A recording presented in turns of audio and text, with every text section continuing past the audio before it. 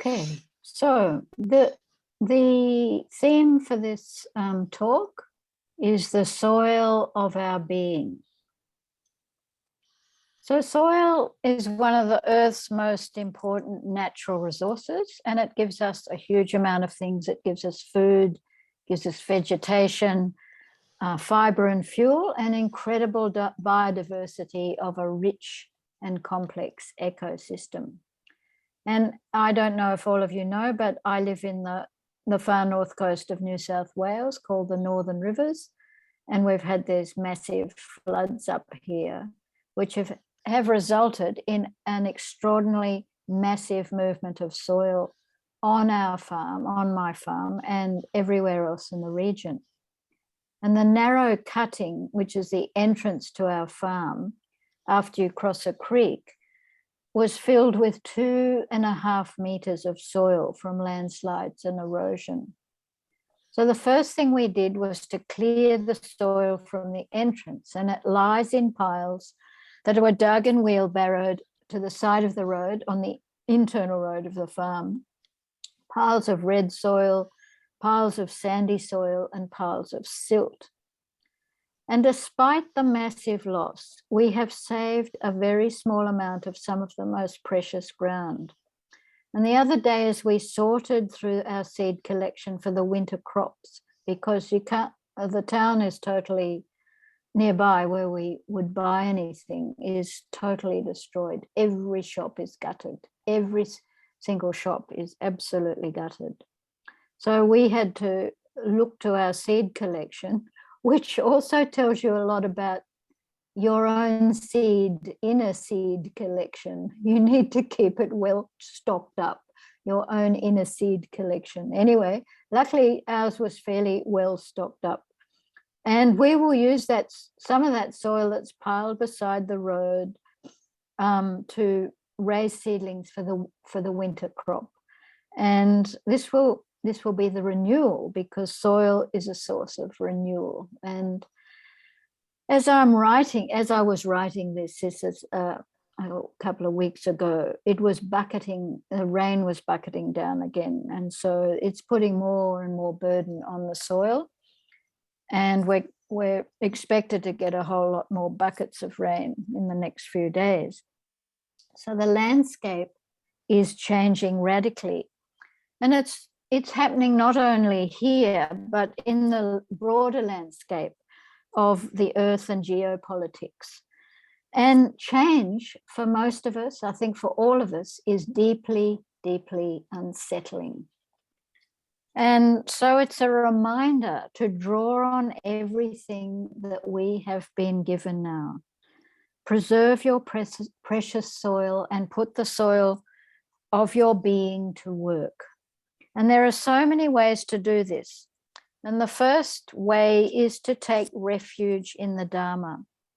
It is the only refuge in the face of change, instability, uncertainty, of the suffering of others, of your own suffering, when you feel out of your depth. Because if you have the Dharma, you will not drown. The Dharma is your ally. And in one of the suttas called the Hawk Sutta, awareness is likened to the soil of our being. So the soil of our being is the 4 foundations of mindfulness: body, feelings, mind, and mental qualities and phenomena. The Dharma is our ally when we truly see the agent of aggravation is within. And we can see this when we pay attention to the sensations of body, the arising of feelings of pleasant, unpleasant, and neither, which conditions the grasping, the arising of mind states of desire and aversion, and many other mind states, like I mentioned tonight. Waiting is a mind state we hardly ever notice, but we're often in a mind state of waiting for something. Very good to notice it, not to make it wrong or bad, just notice it and study what it's like, because waiting is a type of leaning into the future. We do many leanings into the future, waiting is a very common one of those. And when we notice all this phenomena, including those ones I've just mentioned, body, feelings, mind, and phenomena, we see the transient, impersonal nature of existence. And there's a quote from the ancient biblical Song of Solomon, which reminds us of the transient nature of existence. And what it says is, "For our time is the passing of a shadow, and our lives will run like sparks through the stubble." Our time is like the passing of a shadow, and our lives will run like sparks through the stubble. So a commitment to the Dharma will give us the groundedness of soil and the sparks of fire that we need in this holy ground of sorrow. Sorrow is holy ground because it teaches us to acknowledge our transience. And in that acknowledgement, the wisdom arises to draw on everything that you have been given by life and by the Buddha, the Dharma, and the Sangha, the three refuges, the three jewels. If you are not in a flood area, which most of you won't be, you're in a COVID area probably, or you're not in the war zone of Ukraine, you are also facing the sorrow of the suffering of others. And in that sorrow, you can let tiny drops of stillness fall gently through your day. Let tiny drops of stillness fall gently through your day. And they are the words, the powerful practice of Miriam Rose Angamere Bauman. And she's an Aboriginal elder who was awarded Senior Australian of the Year in 2021. She's an artist, activist, and a wise person who deeply knows loss, change, and the sorrow it can bring. So the wisdom of our Indigenous elders is part of everything that we have been given. Now, how do we stay grounded and keep our sparks alive and face sorrow and draw on all that we have been given now? Well, we can open to the fluid, fragmentary nature of identity. The transience with which we are faced can support clinging, or it can support letting go. We always have a choice here, to cling or to let go. Such an important choice. And in that emptiness of self, when we can start to see the arising of the urge to cling that comes from the feeling of pleasant or the feeling of unpleasant, the aversion, opposite of hanging on. When we see the emptiness of self in that, we uncover the means of access to the richness of our own particular resourcefulness and wisdom. Each one of you has a particular resourcefulness and wisdom that you can cultivate in your life, that you can make the most of your absolute uniqueness in this world. And if we deeply feel our suffering to the very core of our being, there is an alchemy, there is a transformation. We can grieve the magnitude of loss and we can feel gratitude for what we still have.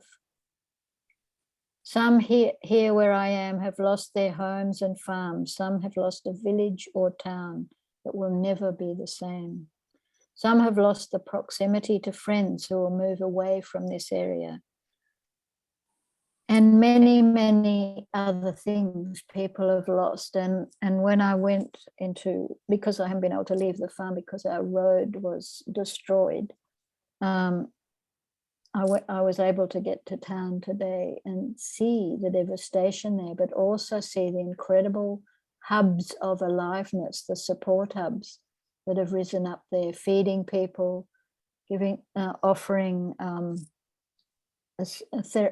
trauma counseling and groups, and all an incredible amount of practical assistance, cleaning assistance, and so on, and so much loving care is going on in that face of that devastation.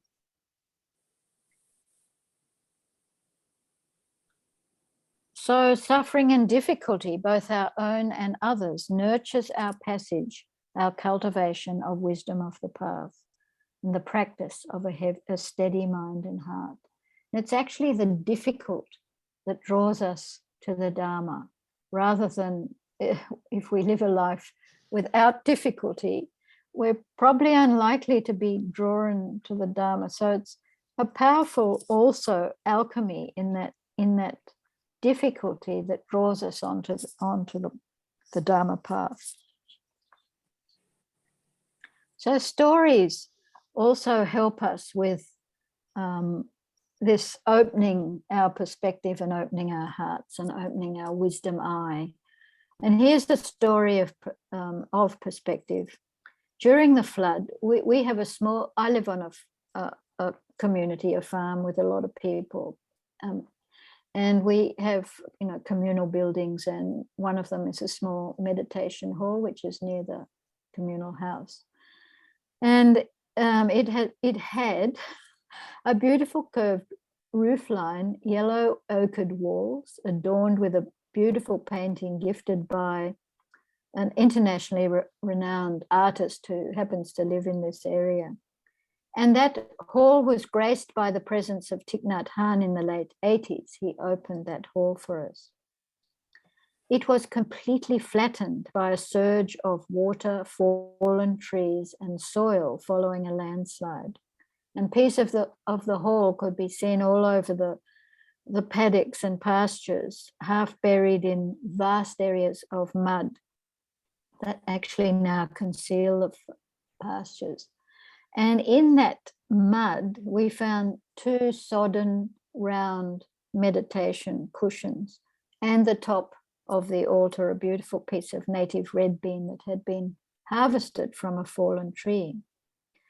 And Katrin, who had been taking care of the hall and teaching yoga classes there, said, "Well, I don't have to worry now about finding how that annoying mouse is getting into the hall." So humor broadens perspective, and at the same time, it does not diminish the experience of losing so much. It's so important to have humor.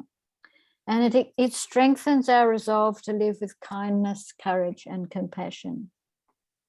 And when it looked like we might lose all our frozen stores of food because the power went off for more than a week, and the small generators that we had were struggling, I was reminded when I was in the Balkans during the Balkan War, and at the siege of Sarajevo, which was in the early 90s, the power was deliberately turned off to starve out the population. And the displaced women activists, the women in black, the anti-war activists, called that the moment the power went off, because they knew it's a very medieval way of winning, European medieval way of overcoming people in war. They knew that was what was happening, and they called it the big barbecue, and they ate through the freezer contents that they had. So there was also a lot of humor there in war, which is,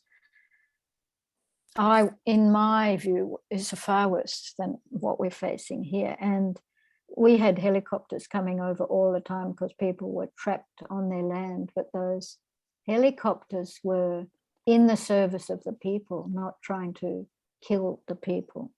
So I was very aware of the difference there. So that remarkable capacity for humor in some of the worst conditions strengthens our courage and our commitment to continue. And this takes us to Eastern Europe again, where we now hear about what's happening in Ukraine. and the tragedy unfolding there. And that adds to the anguish, whatever anguish you're facing, whether it's a COVID anguish, a lockdown anguish. It also, in the background, we have forgotten wars like Yemen, the bombing of the ongoing bombing of Somalia, and the very hidden ongoing violence of the despots that is happening in Myanmar, and the universal suffering of poverty across the globe.